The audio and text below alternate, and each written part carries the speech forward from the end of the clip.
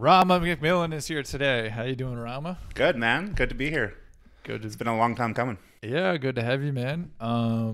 Thanks for reaching out. You wanted to come on. Yeah, man. I've watched a lot of podcasts. Figured I'd give it a shot. Right? Yeah, give it a shot. Had a story I could tell, you know? Yeah.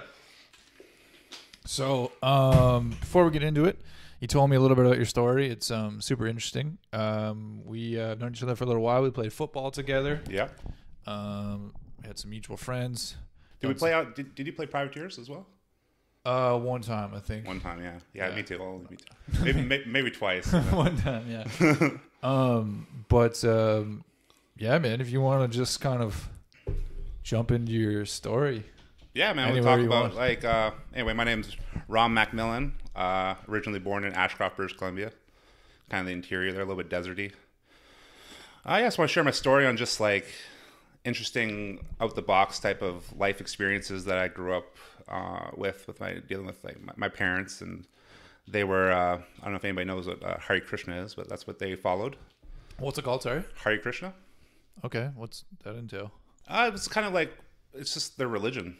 Okay. So they have big followings in like India and places around the world. It used to be a lot bigger in like the 70s and the 60s and stuff. Mm-hmm. There's like a big movement, and a lot of the old VHS videos or videos from back in the day will you'll see like the Hare Krishna people in like the airports and stuff trying to like hand out books and flowers and stuff. Right. They always reference them back in the day anyway. Yeah.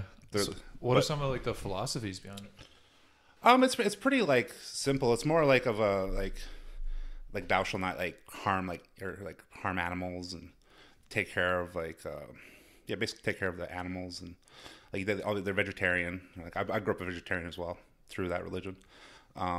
They follow a lot of like Hindu like mythology. Okay. So it's like there's demigods like Krishna and Ram. He's a servant, or yeah. Like I don't want to talk too much into it because honestly I've been kind of disconnected for the last few years. But yeah. But I grew up very much into it, going to the temple every Sunday. It's like kind of the same thing at church. Right. And being part of the whole scene. We actually lived in a town that was like 30 minutes away from the commune. With the hippie, basically, it's a hippie. They don't like to call my parents. Don't like to be called hippies, but it's it is what it is, you know. Spade is spade. Yeah, spade is spade, exactly. But so I used to actually go to school at the hippie commune. So my mom used to drive me like 45 minutes every morning back and forth, just up to this it was on top of a mountain basically. Where you drive up this dirt road, and you got to this commune. And it was pretty like people are real nice, like everybody's real nice, but it's definitely like a cult, you know, pretty much like a cult. Like it's basically I don't know whatever you want to call it. Like I call it, it's kind of cultish, you know. Yeah. Like if you don't agree, get out type of deal. Yeah, like some culty vibes. Yeah, we'd banish you, you know, type of deal. So I mean, but no, it was interesting to say the least. Just to grow up kind of in regular society, and then every day kind of going up into their world, because it's their whole other world. Like they're disconnected from any power, or there's no water. They have to get it all themselves, probably running generators and whatnot. So did you say you went to school there, or that's where you lived? Yeah, so I went to school there for a few years. Yeah. Okay. I never lived there. So but we traveled there every day. Okay. And went to the temple up there, and pretty much a lot of my friends were from up there. So it was good, but it's just an interesting type of life. And then they ended up deciding when I was like 12 years old that they wanted to try to build some type of I can't remember exactly. It was basically like a farm, but like an agricultural farm with they had people come and kind of do a communal thing. So my dad had this big idea that he'd go to Panama. So when I was about 12 years old, we took a 1-month vacation. They called it a vacation. I didn't know, but we went down to Panama, and then we're looking around everywhere and stumbled. We're like going through the pretty much the jungle because there's an island called Bocas del Toro, and it's only about 30 kilometers square, so it's not that big. And they have like one road go down the center, and then maybe a couple going around the sides. So we went right down the center and found this farmland, and my dad was like, "Yeah, this is the spot. This is where it's going to happen." So we ended up within I think the next year, pretty much packed everything. My mom. She didn't want to be in planes anymore. She had like anxiety because we used to travel a lot, quite a bit. I mean, I've been to Europe and different things. And one time we were traveling on the plane, and she just had like an anxiety attack, and like they almost landed the plane. They had to like sedate her, and they almost landed the plane in like Greenland or something. And then we just never flew anywhere. So anytime we ever travel, my parents are travelers. Like we've been across this country in vehicles now a few times. Whenever they travel, it's just like, you know, it's always in vehicle now. And that we're talking like weeks. Or I don't know what it took. I think it took about a whole month. It took about a month to go from Vancouver, British Columbia to Panama. Wow. And that was quite the journey. That's a long time traveling. Yeah, that's a lot of bribes. Yeah. They call it coffee money. Yeah. Yeah, you get pulled over by the cops and it's like, hey, you get any coffee money? You give them their coffee money, I guess, unless you want to get stuck and they'll take your passport. And it's very interesting. It's very like, and you also get to experience, I think as a kid growing up in a hippie commune, my dad was still like a workaholic. He still like worked hard. He was a contractor and he owned his own company. So, you know, we always had everything we ever needed, right? We didn't grow up needing anything. And then when you kind of go from like, let's say you're going from Texas to, you know, wherever's across the border right there. That's where I think we crossed over from Texas. And it was just a big shocker, you know, just the quality of what people consider a home from, you know, 1 kilometer or a couple hundred meters difference, right? Get these nice big houses, brick houses, and really nicely done, and then go across the border and it's literally steel roofs, and, you know, they're using steel as like their walls, the roofing as their walls, and they don't have windows. And I mean, it gets worse sometimes, you know, when you go to even like Honduras or Nicaragua or some of those countries, you know what I mean? Like, then you see like, okay, I'm on like a fully loaded, you know, big truck with things that cost more than these kids can ever fathom, you know, laptops and whatever else I have around me just to keep me entertained. And these kids don't have shoes on their feet and their shirt on their back. And it's very like, I guess it lets you appreciate more, you know, in life. That says, I guess like we're all dealt a hand, and you know, it just makes you more appreciative, because I guess when you grow up always having things in these type of countries that we live in, mostly take it for granted. Yeah, we don't take everything for granted, right? I'd say that's most of us, you know. Yeah, but I think when it comes down to it, like these countries out here, these kids are still smiling, they're still happy, they might not have a ball, but they're kicking around something, you know. Yeah, and they're still having a good time. So I thought that was pretty cool. Do you remember thinking that, like, you were 12 years old at the time, right? Yeah. Do you remember thinking about that at the time? Like, did you pick up on that right away? Like, just kind of comparing. Well, I just looked at, because we had like a probably $80,000 truck, right? Yeah. With, you know, all the attachments and everything on it, like right across the country, right across the world type of vehicle. So when you're kind of driving around that, and then you see like there's nobody like you out there, hardly. Like, you don't see another vehicle like you out there. You'll see vehicles, but they're just older, or they're not decrepit, or people just, you know, use what they have to use to get around. Yeah. But then you see what you have, and then you're like, oh, that's not normal. And you're like, around here it's normal, right? Everybody here has an $80,000 truck, you know. Yeah. Or everybody here has expensive vehicles. But then you go over there and it's like, oh, people actually walk, or they actually literally like take a bike to work, you know, and it might be, you know, hours and hours every day. So was it were you or your parents, I guess, like, was that kind of a fearful time driving? No, I don't think. Honestly, I don't think my parents were not like, they're not one of those. I don't know. I guess we're not fear mongers, you know. Would it be? So I mean, in the back of your head, you know, you hear the stories, right? You know, the cartels are out there. You know, they put roadblocks out there. You know, there is a chance that, you know, if you go down the wrong street, like, you might not end up coming back, you know. But I guess that's what maps are for. You stay to the main streets and you don't travel at nighttime. And you have yourself an $8,000 truck that's ready to go. Yeah. That thing was ready to go, you know. It was ready to rip it as fast as we had to go. Would you say, like, you know, because, like, would you say that would kind of be like a target? Just having that? Yeah, I mean, it would be, but I guess that's why you don't put yourself in situations like driving at nighttime. Yeah. Basically that, you know, I tell you right now, man, we stayed in some interesting places. Yeah. On that trip, man, some interesting spots, man. Sometimes. Would you be sleeping in like motels? And yeah, I mean, you can call them that. You can call them that if you want to call them places that. Anywhere, man. Like, really anywhere you could say that said, you know, room for rent, or hotel or motel or anywhere you could drive into. Yeah. Some of them were interesting, man. We went to this one, I think where that was in El Salvador, and I thought it was a little sketchy, but I was like, maybe it's just because they're just trying to keep you safe, right? I was like, because didn't look necessarily, it looked more like you're driving into like a prison or some type of facility. Yeah. That was like armed, because they had like guys with machine guns, just hanging out by the main entrance area, and they had like this steel like door thing like come opening. It's like and it opens up, and then you drive in, and then another steel thing opens, and it's a garage, so you have to park your truck in. It closes behind you, and then you get out your vehicle, and you walk into a room, and it's another steel door. It's all steel doors, and then you're just in a room with like almost no windows, and it was very strange. It was like I couldn't explain it. It felt like I was in a prison, but we were paying for it, and I think I remember asking for. I think we asked for an extra towel and some water, and all of a sudden, all you see is this hand come through a port open in the wall, and a hand with a towel and some water comes through and drops it off. And I swear to God, I never seen a person that whole trip. I think my dad had to pay somebody, but I never seen anybody in that place. I never seen anybody. Man, we just stayed in that little box, and they opened it up for us. We left. It was very strange. But I mean, there was other experiences like staying in places that definitely had bed bugs and definitely was not sanitary, and But I mean, that's what you had to do. Yeah.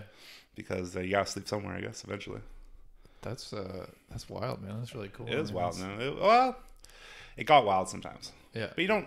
I think when you grow up like that, you don't realize until you look back on it of what exactly was happening. Exactly. Yeah. Sure. Like the time somebody, like a guard, took all of our passports at, I can't remember exactly what border, because we went through so many.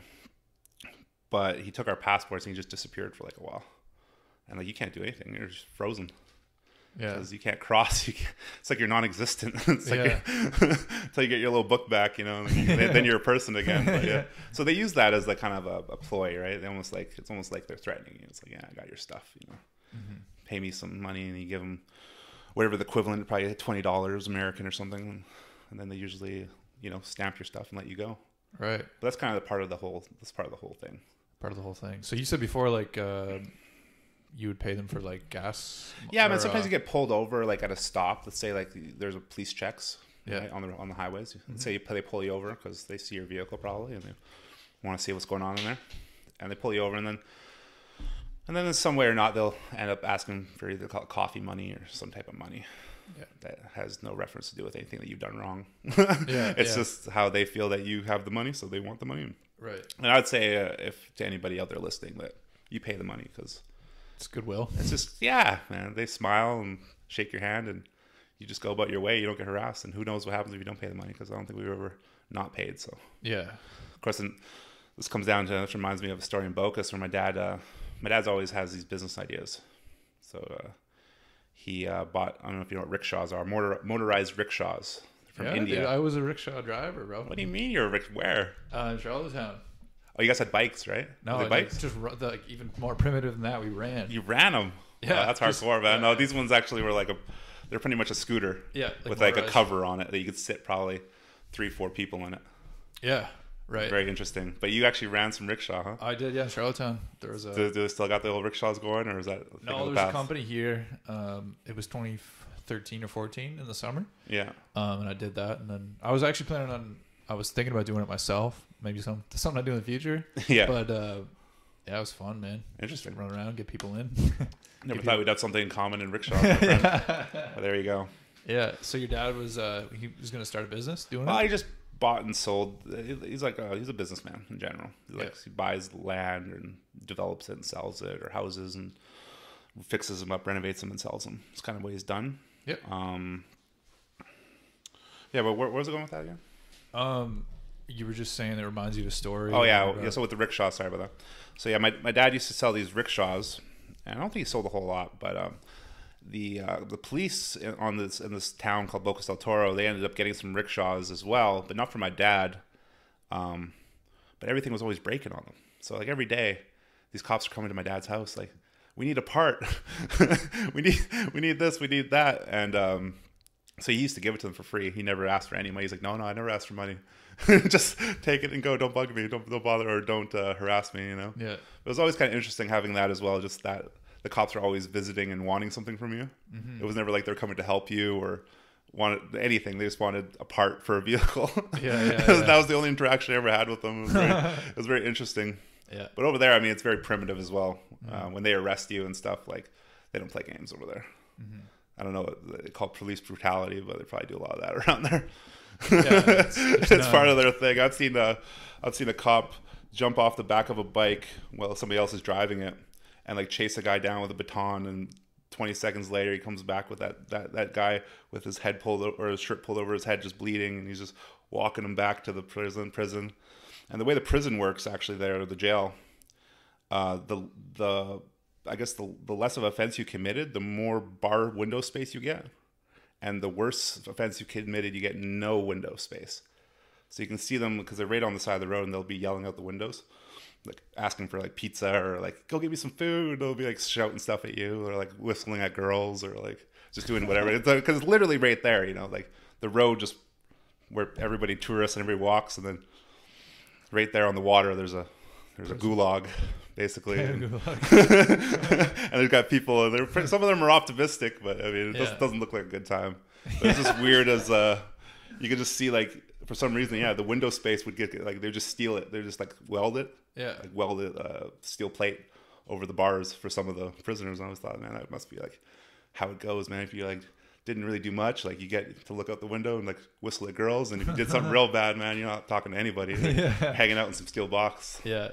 No, that's part of the culture, Mm-hmm. Like, I think that was another thing is eye-opening is like you can't change culture. Like when you come from like Canada, right, and you grew up with Canadian customs, and then you go to, let's say, Panama, for instance, where I lived, that's just their culture, right? That's how the police are. That's how the people deal with their criminals. Yeah. And who are we to try to change that, judge it, right? Yeah, change it, right? Mm-hmm. But it is definitely not up to health standards, we'll say. Yeah. So but no, definitely eye opening. Definitely do not want to break the law over there. Yeah, you'll imagine. Get yourself a bucket, probably. That'll be your bathroom. So you get down there after a month of traveling. Yeah. And you get to the spot, so the idea was to like develop some land into some farmland. Yeah, create type of agricultural like community based on probably some Hare Krishna religion, saving cows. Actually, as a matter of fact, my parents are in Prince Edward Island, and they have cows and different things that they take care of. It's part of their religion, what their purpose is in life, and that's cool. So yeah, I think it's cool that they still do it. Just Panama to them didn't work out because I think it was just too far away from the family. Because I have sisters and they have lots of kids and all their nieces and all their grandchildren were here. So okay, I think they just got a little bit homesick. Yeah, but for the most part, they were living down there. They were having a good life. Right. I mean, it can't be too bad when it never goes below 20 Celsius or whatever it is. Yeah. So how long did you live there? I lived there for probably since I was like 12 to like 15. So not that long, three years. And how? Actually, no, I think it was like 11. Maybe I was 11. I think it was like 4 years. And how was that experience? So you went from living in BC, going to the hippie commune for school, and then you go down there. And how different was life down there once you get there? Oh, well, man, you can go right off the bat by saying there's a language barrier.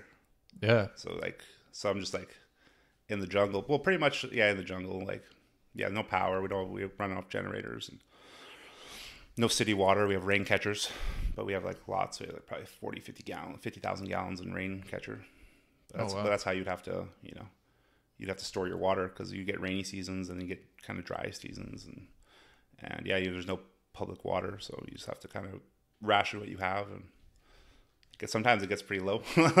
Sometimes you're getting to the bottom of the barrels. And then you're real happy when it rains because then it fills the barrels back up. Because when it rains down there, you feel like it's going to wash your house away. Wow. Sometimes, because it's just so potent. That's interesting.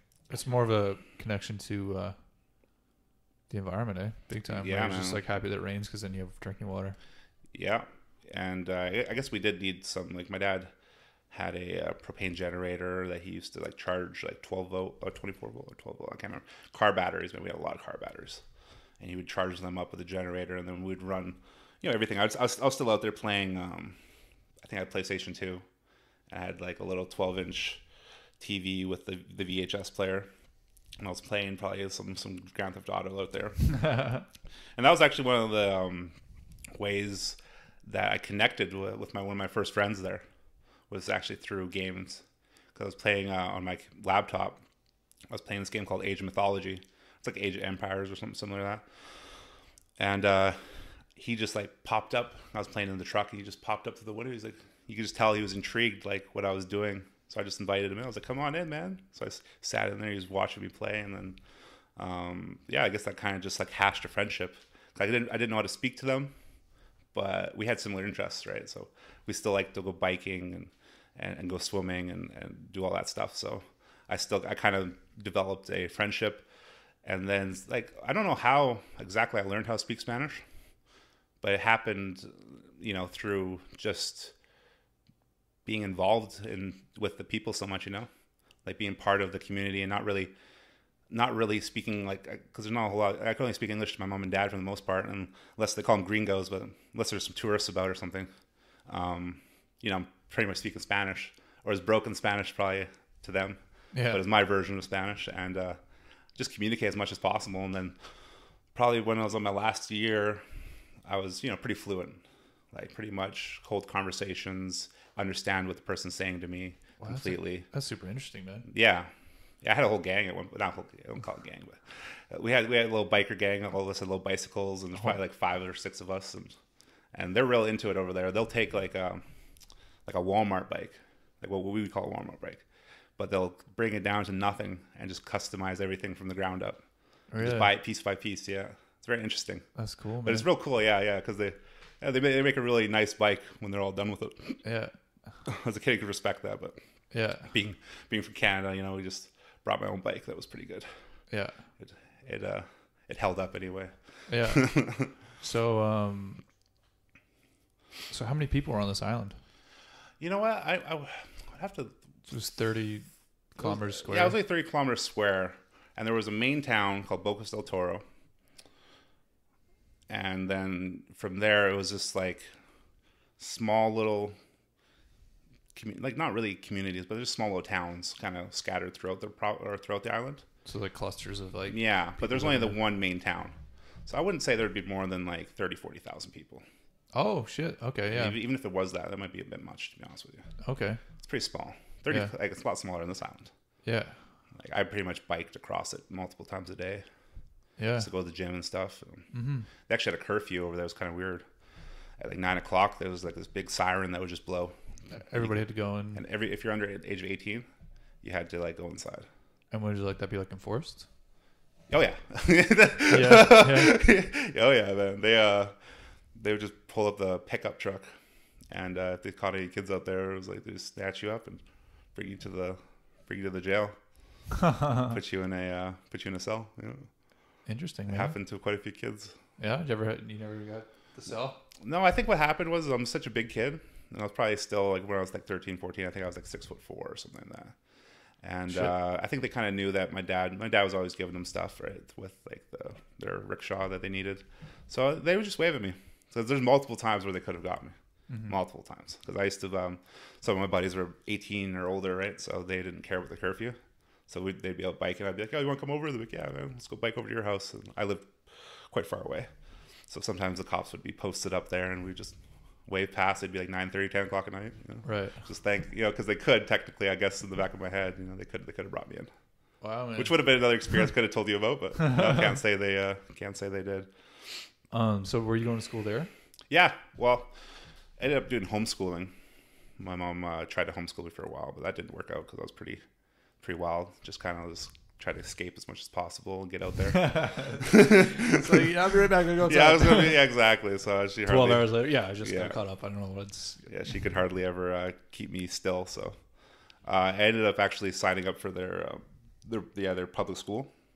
And it's very interesting. That in itself actually reminds me of interesting. It's very military, like you can only wear certain attire, right? You can only wear like dress shirts, like white dress shirts, and depending on your year, it's like short or long sleeve.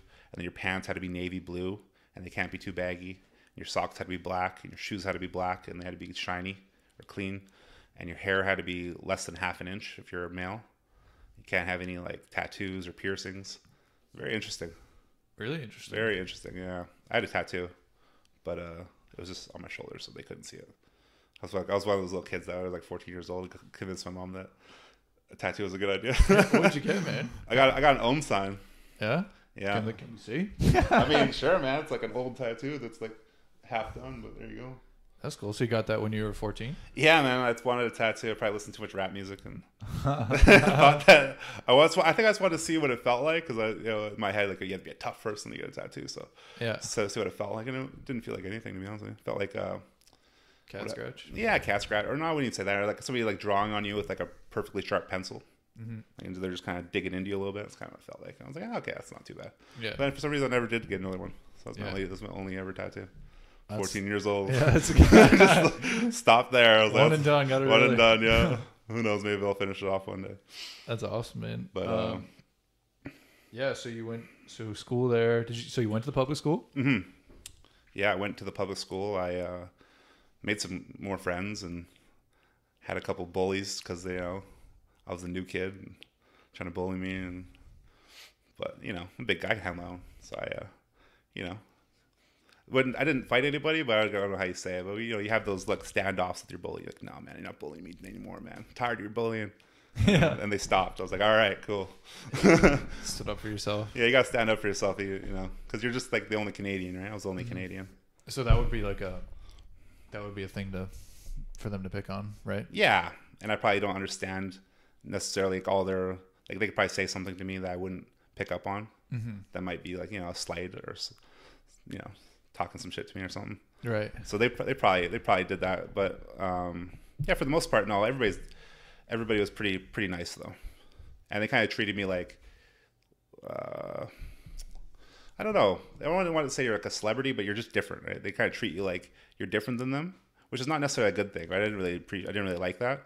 I wanted to be like considered a local because I don't know, kind of look like one because of my skin tone and stuff. So I could kind of blend in that sense. But when I started talking, they could tell I wasn't from there. But yeah, I enjoy blending into their culture because they're nice people there. I don't know if you ever been to any of those Central American countries or South American countries, but definitely beautiful people. Yeah, with kind hearts, man. Yeah, man. Never can't really recall a bad person, like a truly bad person. Really? We did have. I can tell you a story of a interesting. What happens in those countries is you'll get fugitives from like America and stuff that will try to escape over there. So there was quite a bit of that happening where the FBI and different things would have to come through and try to catch some fugitive that's been on the loose and trying to run away. So there was like a guy there, called him Wild Bill, and he was running away from the FBI. They had him on like America's Most Wanted. He has like a video on there where he's like just running away from the cops, and he ended up making it all the way to Panama with his wife, and they ended up just anybody that was kind of thinking about selling and moving, they would set up a meeting with you, and then they'd get all the paperwork in order, and they have you sign it with like pretty much a gun to your head, and then they would shoot you and bury you in their backyard. And that's what they did for a few years, and they acquired, I think, 3-4 properties that way until they were caught. And they actually sent my dad an email because my dad was trying to sell some things, and he just didn't get back to them. But yeah, man, had close encounters with some interesting people out there. But for the most part, like I was only saying, is the locals are all beautiful people, but those Americans, some of those gringos, man, that are running away, you're questionable. You might want to stay away. Yeah, not everybody's who they say they are. Yeah, for sure. What do you think the biggest thing you took away from like their culture or the people there? I guess one of the biggest things is that you don't need all these material things that we think we need in this culture, Yeah. To be happy. Mm-hmm. You know what I mean? I don't think a lot of these people, they don't have shoes necessarily. They have shoes, maybe flip flops or something you get at the dollar store, right? For like 99 cents. That's like their shoes, and they wear some shorts and a shirt, right? And they're smiling and they're living life, and they're probably living a lot more stress free than most of us, Mm-hmm. and probably a better quality of life. Mm-hmm. So they're not so worried about, winters coming or whatever else we have to deal with, over here. Mm-hmm. Always trying to survive. But over there, they're just living, I think. Yeah. So I think, and they're laid back, They call it like, they always say mañana, which means tomorrow. You know what I mean? So that's kind of like their lifestyle. So, I mean, That's interesting, man. Yeah, my dad doesn't let us to appreciate manana, but Yeah. I can kind of look back. I'm like, I appreciate manana because Yeah. it's not good to get so worked up on stuff because then you just Yeah. end up hurting yourself more anyway. Yeah. Well, I think there's like, there's a lot of time in life. People forget that, where it's like everything has to be done like today, or like stressed out about it's got to be done like crazy timelines, right? Where it's like it's kind of it's a marathon, not a sprint. Yeah, exactly. We're here for the long haul. Exactly. Oh, but that's interesting. And that's what I was kind of thinking about was the materialistic thing. You said like people they might not even have like a nice or some kind of like a different they don't house. have a vehicle. They don't know what a vehicle is. They've never owned a car. Yeah. They maybe owned a bicycle. Mm-hmm. But they don't care. Yeah. They still use horses. Yeah. To get around. So, yeah.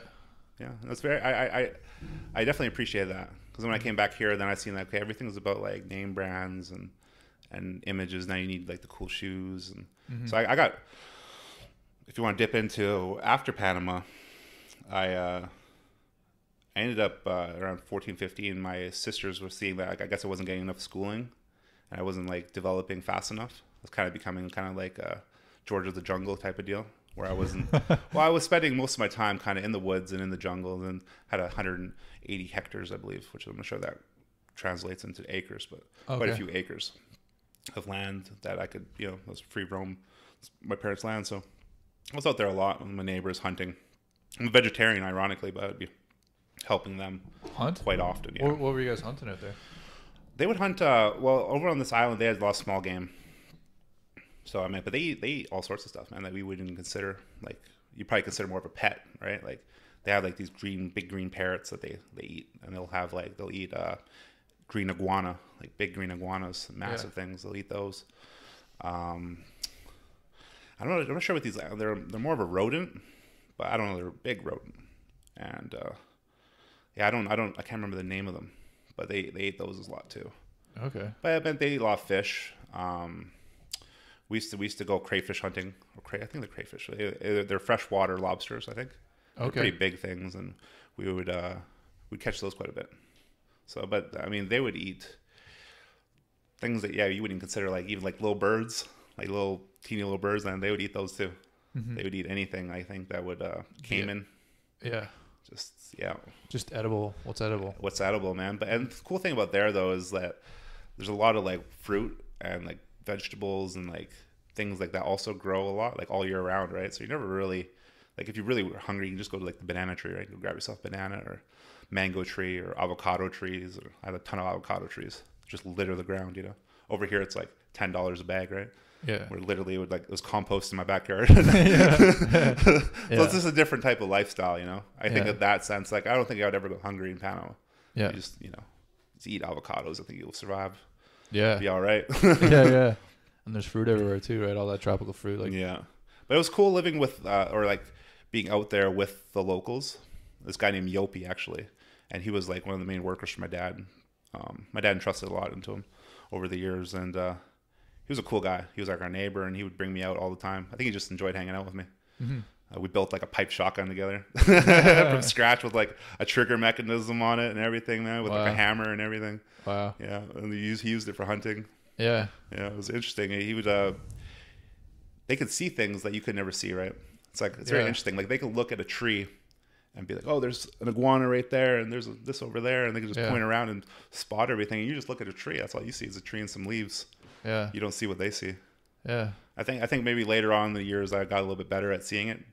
But initially when he would bring me out, I didn't see anything. And he would just shoot something and it would fall out the tree. I'd be like, oh. Yeah.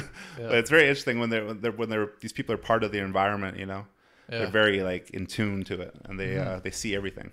Yeah. And we're just outsiders looking in, and we don't always see as trees and vines and things because there's just so much clutter, right? Yes. When you're looking at the jungle, They'd be so in tune, like all their senses, right? Like they would hear. Yeah. Just be able to point at something, be like, oh, look at that. And there'd be like a huge boa constrictor there. You're like, whoa. Yeah. But it was it was definitely that was a cool life experience. Yeah. Was just being out there with them. Sometimes we'd be hunting at nighttime. Just, they would take like an old flashlight and like put a bike rubber, like an inner tube for a bike. Yeah. And they like kind of wrap that so you could stick it on your head and like you have the flashlight hanging off. And that's how they would walk through the jungle. Now there's poisonous snakes, scorpions, spiders, and Wow. all sorts of stuff out there that could kill you. And they just have like a flashlight on, and they're a 22 rifle probably, and yeah, that's what they use. And I could never figure out, because I used to go out with them, is how we ever managed to get back. But they always got me home, so it was interesting. But like, we would just go out there, and you can't see anything. Yeah, you're climbing in a tree. Like, you're just waiting. You're waiting up in a tree somewhere, and then you just be like, "Yeah, okay, we're done. Let's go home." And you just walk right back home, just like we were on some city streets or something. Yeah, yeah. Very interesting. Yeah. No, I definitely enjoyed spending a lot of time out there with them. Yeah. But like, saying that, I wasn't learning the books. I was learning how to be a jungle or Tarzan or something, which is, I guess, a good skill to know if you want to live in the jungle. But how to hunt and how to be like more connected to nature, right? Yeah. Yeah, I used to do a lot of fishing too with them, actually. Matter of fact, they actually used to use like a bottle like this, and they'll wrap the fishing twine around it, and they just have a weight and a hook, just like that. I think I've seen catch some huge fish that way. Really? Very interesting, yeah. Yeah. Very cost effective, I guess. Yeah. Yeah. See some string in a bottle and a weight and a hook, and yeah. Do you think?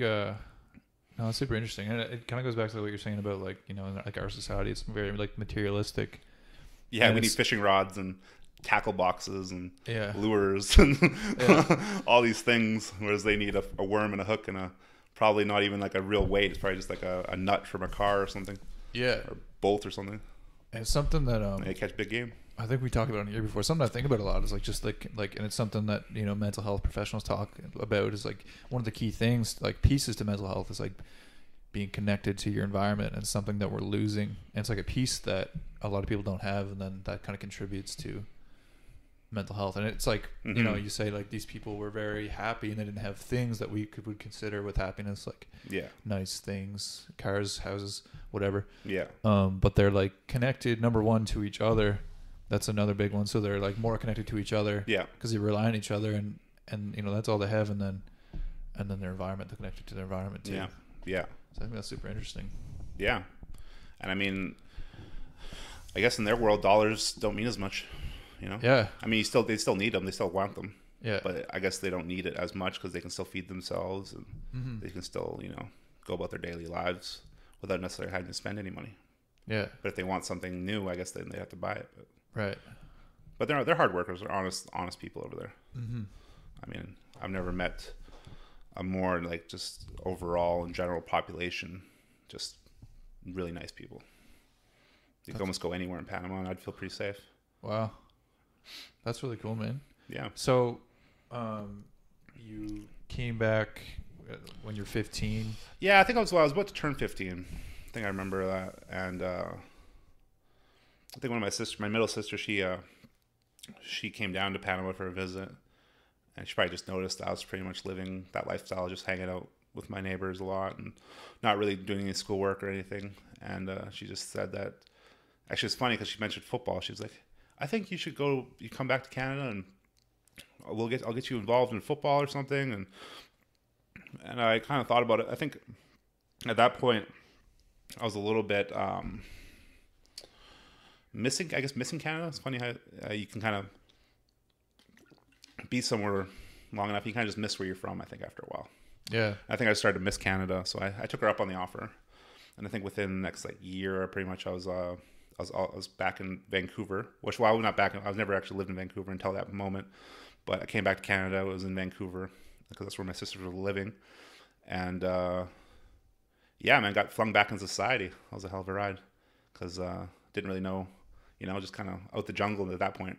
Yeah. And now having to reaccustom yourself to like Canadian culture now and customs and like a big city too, right? Like big city, yeah, exactly. Yeah. Coming from like how many acres of land that you're there every day in the jungle, being attuned to like your senses, and just go like right back to hanging out with my buddies, and then going into a big city, living in an apartment. Or I think at that point it was a townhouse, but still, it was interesting because I had some friends that were from the commune actually at that point, but they ended up moving to the city. So right off the bat, I connected with them. And I remember one of the first things they said to me is like, "Man, how come you never call?" It's like, dude, I don't even know what a phone is. It's like, what do you mean? Come I never call, man? Like, I don't use phones, man. Like, show up to your door, I knock on it, man. You're there, you're not. I don't know. Yeah. It was just funny because it was like one of the first things I noticed. That was one of the first things they said to me. It's like, man, how come you don't call ahead? Or it just wasn't even a thought to me. Even though I had a phone, a house phone, and I could use it. Yeah. I just like, no, man, I just show up to your door and knock on it. Yeah, because like they didn't. How I was used to. They didn't have phones right there, did they? Well, they did, but I'm out in the woods, right? I'm out in the jungle, so we don't have cell phone signals. Like, right. So yeah, you basically can't call. And you guys you had generators, but did you have a landline there or no? No. There's no connection. There's no infrastructure.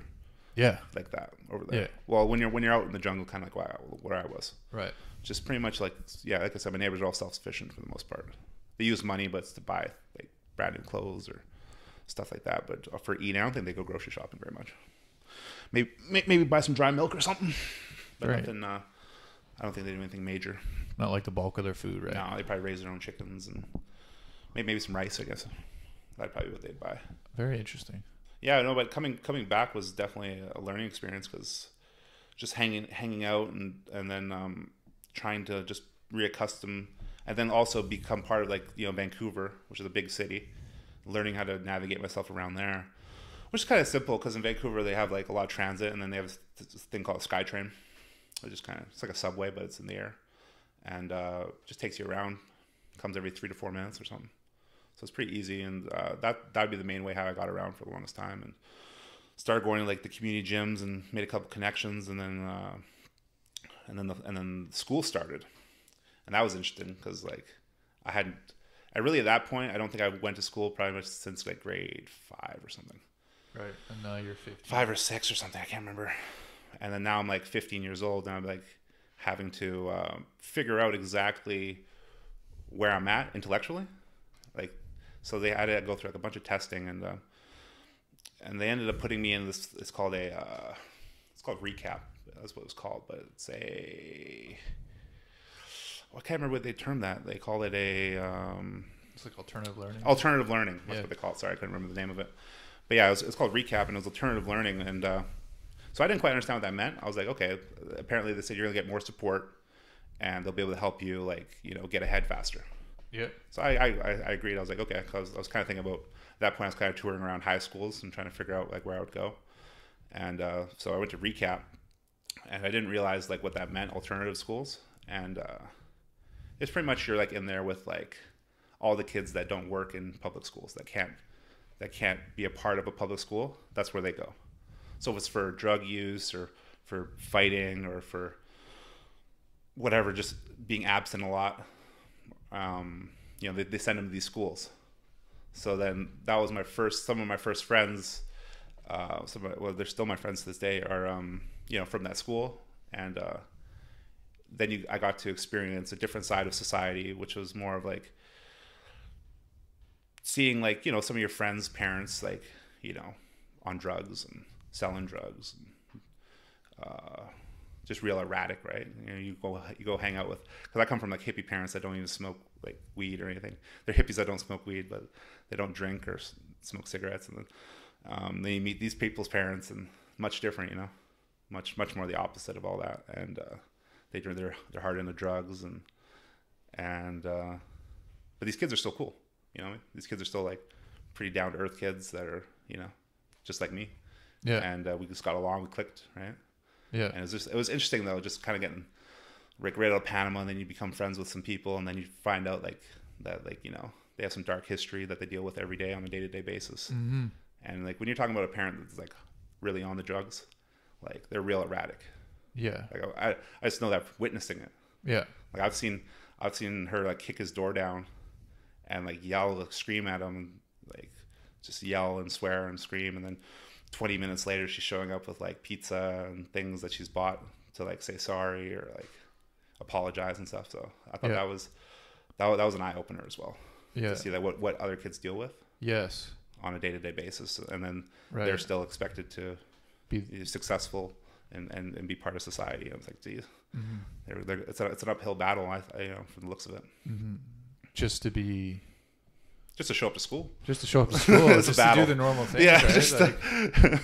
just to do the day-to-day anything. That'd be hard, And then like the like how you have to deal with that, like when you live there and then finally moving out, and then you got to deal with all that stuff that happened to you, right? It's like, and figuring all that out. And I'm sure, you know, they probably still are to this day, you know. Yeah. Trying to deal with it. Exactly. Yeah. And yeah. And then like when you're a kid too, like you wouldn't even, like you were saying earlier, you wouldn't even really realize how abnormal that is until like you get older and look back on it. You're like, oh man, like that was. Yeah. You know what I mean? Like, yeah, for them it's normal. You're like they're normal. Yeah, they're normal. Yeah, that is their normal. Way different. Like you'd tell me, hey, don't worry about it, man. It's not a big deal. She'll be back in 20 minutes. She'll give us pizza. She used to like boot liquor for us. Mm-hmm. Like when we were like 16 years old, 15 years old, she'd like go to the liquor store for us and do all that stuff for us. Probably drive us around loaded all the time. Yeah. Safety first. Yeah. That was just the reality. But that was his reality, you know. Yeah. But yeah, you know, growing up in his environment, you know, it was the hood. That's what they call, quote unquote, the hood. Yeah. Because, you know, his same so-called friends would, you know, break into his house and steal his Xbox or, you know, steal your bike or steal whatever you had. You know, if they knew you had it, it would go missing. So that's what type of environment they also grew up in as well. Right. It was very interesting because I was never a thief, so I didn't really understand. Yeah. I can't say that I stole a candy bar when I was 7 years old and almost got caught for it. And that scared me straight for the rest of my life. Almost got caught? Man. Almost got caught, man. I ditched it. You ditched it? I ditched it. Hey, like, you pay for that? No, she sent her 14-year-old son after us, and we were probably like some little 7-year-olds, and there's 3 of us there. I think it was a dollar store, and we're running down the street, and all of a sudden I see this kid chasing after us. I think we all ditched it, and they're like, "Where's the stuff?" And we're like, "We don't know." Needless to say, that's actually scared me straight for my whole life. That's good. A small moment, but it made a big impact. That's a good lesson. Sure. It's a good lesson, yeah, man. Don't steal. So you get into the alternative school and you meet some new people, gain some further perspective. Yeah, man, gaining further perspective and seeing what you know, some kids deal with on a day-to-day basis, but they're still, you know, cool people. Yeah, I still want to hang out with them and bring them around because at that point I started to dabble into football. Yeah, which for me, I was a big kid. And I was athletic, you know, so it was very natural. It's like a very natural thing. So I kind of got almost like instantly adopted by, you know, the football team. Yeah. Actually, when I showed up, I was a JV, and they're like, "Are you our coach?" I'm like, "No, man, I'm playing with you guys." And they're like, "Really?" They're all pumped up. And I was like, "Yeah, man." Even though I didn't know I have a clue what I was doing. Apparently, I was big enough, and I looked like I could be a coach. Yeah. Hey, coach. Yeah, no, I'm your teammate. No, they were pretty surprised. But no, I got swallowed up into that world pretty quickly. And I think that really kept me on the straight and narrow. Yeah. In general. Yeah. Because I'm pretty sure if I hung out with a lot of my recap friends, I don't know how life would have went. But yeah, I pretty much, as soon as I got out of school, it was probably like a 15 or 10 minute bus ride. You know, have to take a city bus up the hill. And that's where the high school was in the field and all that. So I had to commute, you know, 10, 15 minutes each way. Yeah. Just to get to the field. Right. And that in itself was probably good. Just good to get away from recap because there's a lot of drama in those type of schools on a day-to-day basis. There would be, because these kids have demons, you know? Like, you know. And did any of them play football? No, man. I was the only one. I think what football recommends is a lot of dedication. Yeah. A lot of you have to have a lot of willpower too, right? To show up and get beat up every day, 5 days a week, you know? Yeah, and you're exhausted. You're exhausted, yeah. And you got to push yourself through the practices. So I don't think a lot of kids want to necessarily do that. Yeah. But I was there for a different reason, right? I was just there because I had no history of going to school. Yeah. Whereas they're there because, you know, they don't want to go to school. Yeah. Exactly. So it's kind of it's not necessarily they don't want to, but life has other plans or whatever's happening in their world at that moment. It's not allowing them to be in the right mindset to go there. To go to school, yeah. Yeah. So I think, we're just two separate kids. I honestly didn't have any enemies in any of those programs, and for the most part, they're all my friends. Yeah. Or not necessarily my friends, we're just cool with each other. Yeah. And, yeah, man. But there were some kids there that would, you know, for instance, there was a kid there that, you know, ended up killing somebody and then showing up to school on Monday like nothing happened, and then the cops came and got him. Mm-hmm. You know, stuff like that. You know? Yeah. So and these kids are smiling and they're acting just as normal as everybody. Like, "Wait, you mean you just killed somebody?" Like, "Yeah, you just killed somebody over the weekend." Wow. I think it was just some two groups meeting up. They didn't know each other, and a knife got involved and somebody lost their life. But yeah, that same kid's a real goofy, funny kid. Yeah. You know what I mean? So very interesting. That in itself is also kind of interesting. It was just knowing that, this really nice kids can also, have a darker side. Yeah. I never thought that he would do that, but that's what he did. Well, it's, like, it just goes to show, like, circumstance. Like, it's funny that, like, it seems to be the case a lot with football, but it's any sport. And I think, like, the age, like, 15, 16, especially for young boys, but really it's just young kids, too. Mm-hmm. But, like, that's, like, kind of the pivotal point, right? Where it's, like, you can be doing that kind of stuff, or you can have, like, a focus, and it gets you, like, in the right direction, where, like, football, and I've noticed that a lot with football, where, like, that was the thing, right? It was the same thing for you. Definitely. Yeah. But it was, like, that same kid, like, who knows what was going through his mind, like, what his experience was at home, but, like, maybe if he went to football, yeah, that's, like, it's just so crazy how, like, you'd think it's a small thing, just playing the sport, but it could completely change the direction of someone's life. Definitely. And, like, football has a lot of controlled violence or aggression, or, like, yeah, and it's like that it all happens like that happening where he, like, took out a knife or whatever happened, like, that could have been the same thing on a practice field, but it's just with pads on. Yeah, you know what I mean? It's controlled environment. It's a controlled environment, right? So it's like, well, it's a good thing. It's like, well, they used to call it, like, for me, they used to say, I had a switch. Yeah. I remember talking to a reporter when I was in high school. Yeah. They were saying, well, your coach says you have a switch. Yeah. Like, what do you mean? What does he mean by that? And it's something where it's like, you're a regular human, you're just part of society, but then when you put those pads and you put the helmet on and you just buckle up, for some of us, we just have something that flicks on in our head. Mm-hmm. Where I don't know if you've ever seen me, but Lush and other people that we know, they call it ROM mode, and I don't know, I don't know why they call it ROM, but it's just whatever that is to them. It's my switch. Yeah, and your just ability to turn that switch on, and that's what I think can also help you a lot in football, though, too. Yeah, because you don't want to always have that switch on. You want to be able to turn it off. Yeah. But when you turn that switch on, you're pretty much fearless, and you go out there and you I guess my goal is always dominate, Yeah. Go out there and dominate whoever's in front of you and win the ball game. Yeah. So that switch was always on in football. Yeah. And turning it off, and then sometimes teammates look at you like, man, is this guy crazy? Yeah. This guy lost his mind. Like, no, man, I'm normal, man. I'm good. Yeah. But when I put those pads on and that helmet on, it just kind of something flicks. Yeah. Where you have to perform at a higher level. Yeah, and I think it's like, it's competitive nature. I think it's competitive nature, and it's like, it's also just like pent up. I mean, there's so much like pent up aggression, pent up like emotions, angst, just angst for being alive when you're like 15, 16, and like you're just, especially like I can only speak as a young boy, like it was like you're like stuck in school, you got to sit down, and like it's just like a lot of boys have trouble sitting down, and all that stuff, right? And then like you finally, and you're not allowed to like be aggressive. Like I remember my first football, like I'm just season football isn't that, but I remember one of my first football practices, like we'll never be like we'll never get mad at you for being too aggressive, and that was like music to my ears. Yeah. Really? Yeah. But I mean that was a big thing for me too. Yeah. Where they rewarded you for it. Exactly.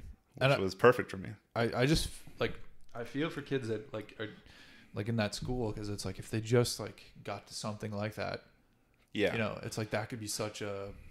I don't think contact is for everybody though. Like contact sports, not for everybody. But for some of us out there, it is for us. Definitely for me. It's probably for you. Yeah. It's just something about that contact that we need. Yeah. 100%. Where I played soccer, I was good at soccer too. Yeah. But something about football, I definitely. I was the same thing. Like maybe travel the country, so maybe jump on planes and sleep on couches, did whatever I could to play football, Yeah. But I don't think any other sport would make me give me that drive. Yes. It's also probably the brotherhood that you create with your teammates, Mm-hmm. Because every time, I'm not even the most sociable person, but every time you find your group, Mm-hmm. It seems to be it, you know. There's always like a 5-6 dudes that you connect with. Yeah. That's kind of your clique, man. Yeah. And you show up and you go to battle for all 50, but at the end of the day, you also show up after at practice and you guys eat together and play video games together and just always together, right? So you have that bond that when you go out there and you play, like you don't want to let anybody down. Yeah. I put it on the line like almost every time, you know, just because if I didn't, I think I'd just feel bad, you know. It's like a moral thing. It's like you have to put it on the line for your boys. If you don't, then you're kind of letting them down. It's honestly like it's like the last version of some kind of like a controlled war. Yeah. You know what I mean? Like, yeah. Like, well, that's why I was comparing. I don't remember who was saying. I was saying it was kind of like a gladiatorial sport. You know, we're out there. Yeah. We're in an arena. We're here to perform. Yeah. And we're doing it aggressively. Yeah. And people are like, nah, but I'm like, well, how much closer do you want us to get? Like, we can't get much closer. Yeah. It's also a very like dangerous contact. Oh, like dangerous, man. It is what it is. Like people can get really, really hurt, and like we see this all now with head injuries and stuff. Yeah. Like, and I got one, but like it's how have you felt? Does that still affect you, or have you recovered completely from it? Or? I think I've recovered completely. Yeah. I actually ended up getting like another one when I was boozing, and I am mad. But anyway, like I recovered. But what does that feel like? I don't think I've ever had a real concussion. I have an iron head, man. I don't get concussions. I don't think it doesn't feel good. It's like it's sick. It feels like you're sick. Okay. You feel like you for a number of weeks or months after, or maybe even years, depending how bad it is, you feel like not yourself. You feel tired all the time. You feel like sick to your stomach, dizzy. Yeah. And then like the mental stuff, like depression. You can get anxiety, and then like, yeah, just that kind of stuff. Like, gotcha. So, and then like ragey stuff too, and so there's a lot of different things. Quite a big spectrum of. Yeah. It's a lot of stuff, but yeah. And did you deal with multiple, or was it just a couple big ones? Or I got a big one in practice at college. Yeah. And then I like did through all the steps and went back later that season, probably a month later. Yeah. Or a month and a half, and I probably shouldn't have. And then I got like just the lightest tap to the head, and it's called second impact syndrome. So if your brain isn't fully healed and you get another hit to the head, it's called second impact. So it can be like worse. Yeah. So it was just the lightest tap. I remember it, and then I was like right back to like symptoms where I was. I was almost feeling better, but I probably knew in the back of my head I shouldn't be playing. Should but be out like, there. All the coaches like when you come back stuff, you know, and like you love the game, like you said, you know. And I feel for like people down, yeah. I feel for like because that happens a lot. Like I knew guys that were like, yeah, I gotta like, and they just kept playing. Oh yeah. And then you don't know what you're doing in your brain, right? So yeah. So that was like kind of the end of my career, and it took like probably a year or two to feel like 100% again. And like you just notice things like you notice things like emotionally, and you notice things like your ability to process things. So it sounds crazy, but like for a while there, like my brain wasn't like processing like this. Okay. Like delayed. It was like delayed. Like it was like I remember doing math, and it was like calculus, and it was like I could it wasn't like I couldn't like understand the formula, you know, there's like the dumb formulas of math. Yeah. But then like doing like the simple part of it, where it was like just simple like multiplication or like adding two numbers together. Yeah. It was like it wasn't like this, and it was like a noticeable difference where it was like that used to just come to me. Yeah. So you have it all back now though. Yeah. Yeah. But it just shows you like what it does though, right? Yeah. Like long, and then how does that affect you long term, or like how many people more of get those like take, 3-4 times a year, like you know what I mean? It's like how many people are going through that? So no, that definitely not help you mentally at all. It probably something you wouldn't want to experience too often in life is getting a concussion. No. Actually, my mom got one, but it was from getting she got bowled over by her cow, and she got a pretty bad concussion. It affected her for years. Yeah. Yeah. But I can't say, I don't know if I ever had one or not. Yeah. But I have never had those symptoms that you described. Yeah. Probably the closest thing I can recall is maybe getting like a bell rung or something. Yeah. Which is kind of like you kind of feel a little bit fuzzy for a bit. But I always came back. Yeah. Yeah. So like I had one when I was a kid, like I was messing around on the playground or something, but I never had one until that point for football. And I can remember like, old school football. They'd be like, we want to hear helmet on helmet contact. Yeah, that's what I grew up with too. The nutcracker drills and all that shit, right? Yeah. So I can remember getting fucking dazed in the head in practice, but no symptoms, right? So it just takes that one time where it like affects you, and then you get them easier. It's easier to get them. Okay. Yeah. So, but that's interesting. We grew up in those times, man. I know. I grew up, like when we did it, there was no weight class. It wasn't like the bigs against the bigs. It was like I would go against anybody who was lined up ahead of me. Yeah. And we'd be laying on our backs. You get up, and you just smash into each other as hard as possible. Yeah, I know. Interesting, man. There was this drill I loved that it was like that you put the bag up and then the ball on top, like that's your quarterback, and then there would be like two linemen and maybe even like another guy there to block you. Yeah. So you got like 2 or 3 guys blocking you, and you got to try to knock down the ball. I used to love that shit, man. You'd be spinning and they push you to the ground, and you like just like fighting to get it, and then you get it. Actually, I have an epic memory of one of those moments, but I was the blocker. Yeah. But it was a 1v1, so it was just me. It was a camp in Oregon. We're on some military base actually, and they had this big guy, man, big athletic. He played quarterback, fullback. I mean, this guy played I don't know how many positions, but he played like at least 3 or 4 positions. I remember quarterback, fullback, defensive end, and linebacker or something like that. Yeah, he would just kind of go anywhere he wanted. Yeah, and I had a 1v1 with him. Yeah, and I actually I remember him jumping as hard as he could for the ball, like getting it, and I like got him in the air and I slammed him on the ground. And I was like, whoa, and everybody lost it. And actually, I think the next day they rewarded me like the plaque that said I'm the best lineman of the camp. That's awesome. It was because I was remember that moment, that drill. Yeah. But I was the blocker and I actually got him. But yeah. For the most part, I was always O-line, but sometimes they get me on D-line. Yeah. I enjoyed defense as well. Yeah. Defense is much more natural. It's like much more like you react to what's happening. Exactly. Whereas offense is much more, you really have to just do your job. You have an assignment. You complete the assignment. Yeah, it's much more planned out. Yeah, it's, for sure. With defense, you just kind of go in there. You just heat seeker. You just go for it. Yeah, I enjoyed that for sure. Mm-hmm. Yeah, no, but to wrap it up and come back to just football in general and how that impacted me, like that. Yeah, it definitely saved me. Just brought me it probably kept me in school. Because school wasn't when you're out of school for that long, it doesn't come back. There's no like magic way to get it back. You almost have to go through every book and you have to learn. You go through all the work. You just have to do the work basically. And then sometimes I would have to do grade 9, grade 10 in the same semester or the same block. So I'd have to like really try to catch up. And I managed to do that, but I was with the support of my sisters and. They're really a few of my sisters are really into education, right? And they're going for their PhD now and stuff like that. So she really helped me get through that point. But it was hard, man. It was hard trying to basically learn how to spell and just regular things that like most kids would know. Yeah, I had to like learn it all like right away. Yeah, like within a few years. You had to like build up that foundation. Yeah, again. But I did graduate like a year delayed, so it was like they call it grade 13. Yeah. Which was interesting for me because I got to play another year of high school football. A lot of people do that anyway for that reason. Yeah. I can't remember what my coach said. He's like, well, because you lived in Panama, he actually had to like bring it up to like their board. Oh, yeah. They somehow got me an extra year of eligibility because I wasn't in Canada or something. Yeah. So, but that was like a cheat code. Yeah. I have to say.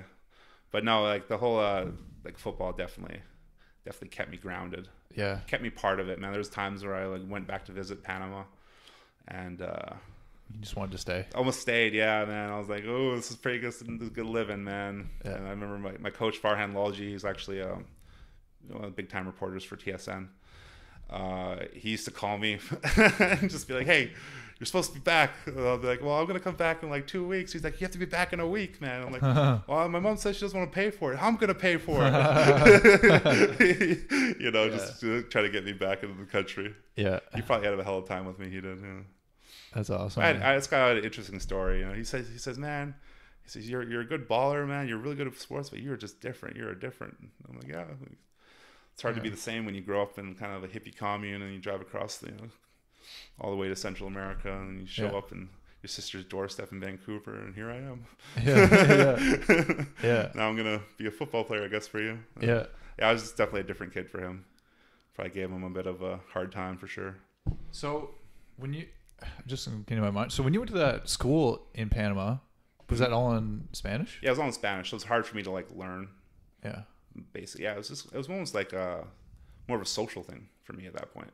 Yeah. Because actually learning was hard because it's one thing to speak the language, but then to write it and read it, and it's quite a bit for a kid to learn. Yeah. So I think when I got to that point, and they pretty much put me in like the grade I was supposed to be in, I pretty much didn't learn anything. So it was more of a social, just go out there and hang out with my buddies, because my buddies went every day anyway. Yeah. So I could just go hang out with them, and I could pretend to do the work, and sometimes my mom would make me bring like my homeschool work in, and I'd just do it there, and I'd help like the English teacher or something like that, because he would like have questions or something, and I could like help him out. You would help the teacher? Oh yeah, man. I speak better English, right? Yeah, right. But that's interesting. Yeah, man. It was. So were they like super like, you got to get this done, or like? Well, the with teachers? Their work? No. I think because they understood that there was like a bit of a barrier there, that they kind of let me do my own thing. Honestly, I probably didn't learn a whole lot from them. Yeah. Took only when I came back to Canada and actually like went and really grinded on. So that must have been like you haven't even spoke your language too much besides your parents in like years, and then you come back and then you're like in Vancouver, and it's like all English again. Back to society, and then you got to try to like learn what you missed. Yeah, man. I guess it was. I probably didn't think of it, Yeah. I think when you grow up, kind of just at the seat of your seat of your pants. The seat of your pants, whatever you call that. You kind of just go with the flow. Yeah. You don't really worry so much, and I don't think I was too aware of it. But yeah, no, definitely that was like I said, like some of my good buddies that I grew up with, when I came back, they were like saying like, why don't you call, or why don't you do this? It's probably I'm missing some of those, those things that you probably learn in life. Yeah. Because I'm just out there, in the jungle. So yeah. But definitely, it was interesting to have to readjust and become part of Canadian culture, and I can't say I won't go back though, for sure. I might go back and build a little house over there one day. Interesting. Enjoy the people so much, Yeah. Plus the food's pretty good. Yeah. And cheap. Yeah. they use the American dollar, but it goes a lot further. Yeah, I would imagine the fruit tastes better, like right off the tree and everything. Oh yeah, man. And they have some different types of fruit out there. Yeah, like you never see here. Yeah, you never even saw before. Yeah. I always remember this one fruit. It's called what they call it, water apple. I'm pretty sure that's what it translates to. Yeah. And it's kind of just like this. I don't think it even has a seed, if I can recall. Maybe it does, but it's just like there's like no like skin to it, so you just bite right into it, right? And it just like, I don't know, man. I don't know how to explain it, man. Delicious. But it's delicious, man. And I used to have a tree in my backyard, man. I used to like just live up there sometimes. Just climb up the tree, man. Just pick fruit all day, man. Loved that. Loved it. Yeah, I started eating avocado over there because it used to fall so much in the backyard. Mm-hmm. Just be everywhere. And finally one day I just tried it out. It's pretty good. Oh yeah, I still buy it to this day. Yeah. Breakfast toast, man. Oh yeah. Avocado toast. They're good. Yeah, so how do you how does that all relate to your life today, do you think? Like, do you feel life experiences, or like just those kind of experiences? Do you think that now, like, are you still do you like spending time in nature now, or like do you kind of like take those kind of like lessons? Well, I think you can definitely say, I definitely enjoy spending time in nature. Mm-hmm. So, I mean, I kind of live in a small town in PEI, Murray River. It's a small little town there. My parents have a farm just like 5 minutes down the road, 100 acres. I definitely enjoy the country life now. Even though I've lived in the city and I've lived in big cities and whatnot, I definitely enjoy the solitude of the country. Mm-hmm. It's more peaceful, man. It is. When you're living in like a city like Vancouver and whatnot, you feel like you're just in the rat race, like as they call it, or whatnot. They just a cog, cog in the machine. Yeah, and you're just clocking in and trying to survive. Yeah. And I think out here we're just you guys are island living, so you guys are just kind of a little bit more laid back over here. Mm-hmm. Not so much into the dollars and cents as much as other places. Yeah. I'm sure they love their dollars and cents over here just as much as anywhere, but yeah. No, it's definitely more chill over here in Prince Edward Island. Yeah. Than BC. Mm-hmm. In general. Yeah. That's probably something to do with living on an island. Yeah, it's cool, man. It's cool when Have you always you've always been? Yeah, I lived in Halifax for a bit. Like went to school there after Hong College, but that's where you're born. I was born here. Like lived most of my life here. Cool. Yeah, man, that's a beautiful spot. It is like the island part of it is cool when you like you just think it's normal, and then but like when you get older, you just realize like it's just kind of cool that we're on an island. Like I feel like most of us are connected to the ocean. I'm thinking about that a lot lately. Just like I feel like when I go to like New Brunswick, deep in the woods and stuff, I just feel weird when there's no ocean around. Interesting. Yeah. I don't know if I feel that way or not. Yeah. But I definitely enjoy. I've lived on a few islands, Bocas del Toro, this island. Lived on Vancouver Island for a little while. Right. So I've lived on a few islands. Yeah. Definitely there's just this different kind of tune to life over on the islands. Mm-hmm. People aren't so, for the most part, they're not so much in a rush. Mm-hmm. Yeah. But on the mainland, I notice people are just always grinding as hard as they can just to try to scrape a living, Mm-hmm. It's interesting because it's isolation. There's kind of like there's a thing where it's like you need people more. Like, here, like, people have your back. Like, one time I put my car in the ditch, like, last year. Yeah. And, like, I don't really know any of these people around me, right? And they're all pulling over, are you okay? And can I help you? And then, a guy pulls up with a truck and has a chain and he's, like, yanking me out. And nobody has to do that, right? But on this island, like, I would like to think that, like, all of Canada would be like that. Mm-hmm. But, all I can say is for sure that, PEI, they do that. Mm-hmm. They definitely pull over and make sure that everybody's good and you're good. And, if you need help, they'll more than willing to come out and help you, and that's pretty cool. Mm-hmm. That's why about the people on this island for sure. Yeah, their willingness just to help you. Yeah, the sense of the community. Yeah, it's very small. Like I don't know how many people there's 100,000 people on this island or something like that, but you almost feel like if you know one person, they have a mutual friend with like almost everybody else. Like everybody almost knows everybody. Yeah. Like everybody's mutual friends with somebody there else, and there's always a connection. So like if you're talking to someone, and then like their cousin is like your friend or something, like it's just like, which is interesting because coming from like Vancouver, right? You hardly ever run into a classmate or anybody from your football. Like you guys I lived in New Westminster, which is the kind of inner city. Yeah. Even then, it's rare, Yeah. Just to be walking around New Westminster and run into somebody, Yeah, I found that part of it so like just being around people you don't know all the time. Like hundreds of people all the time, and it's like you just don't. Everyone doesn't know each other, but they're all just weird. Yeah, it's different. It is different. I never really thought about it that way. Yeah, but I guess anytime you take the transit or you go on the screen, there's hundreds of people there, and you don't know any of them. And that's whereas around here, it'd be very rare to be around a few hundred people and not know anybody. Yeah, not know at least like a couple or like some kind of connection, or like, oh, I know your father, it's like exactly. Something like that. But for sure.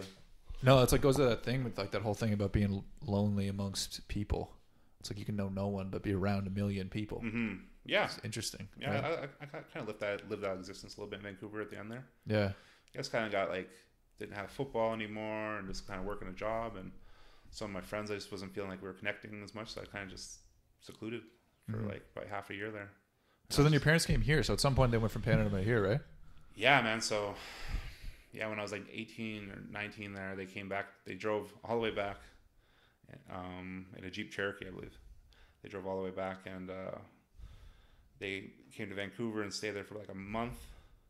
And then my dad, they're very interesting. So they found a farm on PEI here, and they had enough cash money to like just purchase it. Yeah. So they purchased it with like sight unseen, and then my dad just spent the next like month just like preparing. He just probably prepped up, went to like Canadian Tire, bought it all the tools he could buy and everything, and filled up the. I think we had a truck, and he bought a truck, and he filled up the truck full of all this gear, and we drove. I went with him that time actually. We drove across Canada and drove up to the farm that they live on now, and man, they're still there today, and it was pretty interesting though, like pulling up to a house from like. 1800s. Yeah. That doesn't have much love, like probably didn't have much maintenance for a long time. Good while. Yeah. So it was just pretty creepy. But now my parents have it all done up nicely, and they're living a good lifestyle that they wanted to live out here. So how long ago was that you guys came here? 10 years, I think, or 10 years, I think. That's what it's coming. It's when they first came here. Yeah, because I went to Hong College in 2011, and that was like, I think they showed up 2010 or something like that. Interesting. Like 10 years, yeah. They're saying this is one of the longest places they ever lived in one place was PEI. Wow. Yeah, I think I thought about it. I'm like, Yeah, you're probably right, because growing up in BC, like, we still moved sometimes. Like, if it wasn't the same town, it was like a town over or something like that. Yeah. But my parents were always like into flipping. Like, we flip houses a lot. Flipped houses, flipped hotels. And we had a bed and breakfast one time that was like real ancient, man. Really? It was like built on like the railroad, and it had so the owner of it was called the Steelhead Inn, and the owner of it had a tunnel dug out to the Thompson River, which is just down the hill from it, and it led that way just for the Chinese that wanted to escape back to their country, that were working on the railroads, because like the way that it was, they were given a kind of a bad deal, right? Because they sometimes they would end up owing money to their employers rather than getting paid money just for whatever food and whatnot. The employers would be writing it off, right? And so they'd end up becoming in debt.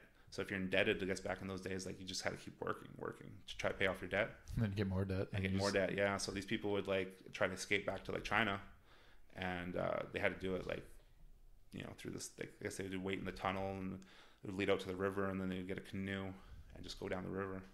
But there's that river's pretty scary. So can I imagine they had a place down the road, down the way. It's called Hell's Gate, and it's like a treacherous bit of the river, which I think it took a lot of them. But yeah, it was a very creepy like type of hotel to live in. We lived in there for like a couple of years, and I don't know if anybody you believe in spirits or not. There's a ghost in there, bro. I don't know, man. Call it what you want to call it, man. Some weird stuff happening, man. Yeah, some weird stuff. Some weird noises. Some hair on the back of your neck standing up. Even when you'd walk down in the basement, man, to that tunnel entrance, it just felt like it felt kind of dark. Yeah. But yeah, man, interesting to have parents that are just into all sorts of stuff. So yeah. It's always an adventure. Yeah. That's what my dad's quote was. Life's an adventure. Every day's an adventure. Yeah. And it really was for the most part. That's cool, man. Some interesting stories. A lot of cool experiences. Yeah, man. And now you look back at it all and you're like, feel like you're old. I feel like I'm like 40 years, 50, 60 years old. And I'm like, oh, I'm 29. Yeah. I can still do more. Yeah. Go make some more stories. But yeah, man. Yeah. I think my parents said that they wanted me to experience life. So they brought me to Europe and stuff. We did like all sorts of that. My dad's from Scotland. Okay. And my mom's from Regina, I believe. Interesting. Or Saskatchewan, anyway. Yeah. Yeah. So I think my dad was a hippie back in the day, and he was in Vancouver preaching, and my mom saw him, and that was that. My mom was 100% native, or pretty much 100% native, and yeah, my dad's Scottish. Interesting, man. Yeah, man. It is what it is, but it's definitely interesting. I don't look like my dad. It's funny when my dad says, "Oh yeah, this is my son," and when you say to somebody, he's like, "I'm like 6-7 inches taller. I'm a totally different skin tone." Yeah. Yeah. So, does your mom practice any of the native teachings? Stuff? Yeah. I mean, there's the simple ones, right? Like the smudging. Mm-hmm. I mean, do that for like negative energy in the house and negative energy that surrounds yourself. So yeah, definitely smudging. That would be the main one. Mm-hmm. We have drums and whatnot. I do a little bit of drumming. I have like my oldest sister. She's into the scene a lot more, and her husband's a singer, and I think he can dance as well. That's cool. I've been to a few powwows in my day. Definitely. That's cool. Definitely fun. Yeah, it's a good time. Lushy was on this podcast. He was talking about powwows. It seemed cool. It seemed like it'd be a fun time. Yeah, man. I mean, I've never been I think when I was a little kid, I was a dancer a little bit. I haven't been a dancer since I was like a little kid, so I'd pretty much just go there, watch, and eat some good food. Yeah, you're saying there's good food there too. Yeah. There's usually some good food. Yeah, we got some food trucks there. That's awesome. No, definitely. I was involved in the community around here a little bit a couple years ago, but I've been disconnected for the last few years. But I'll have to definitely show up to some of the powwows. Yeah, man. So it's good to support. I guess 2020 wouldn't allow that this year, but maybe next year. Maybe next year. Yeah. Definitely. Well, I just want to say thanks so much for coming on and sharing man. All thanks for having me. Super interesting life that you've led and man. Hopefully there's more. Hopefully more to come. Yeah, man. Come back for a part 2 when it's all said and done. For sure. Awesome, man. All right, man. Thanks for having me. Thanks so much, Rama.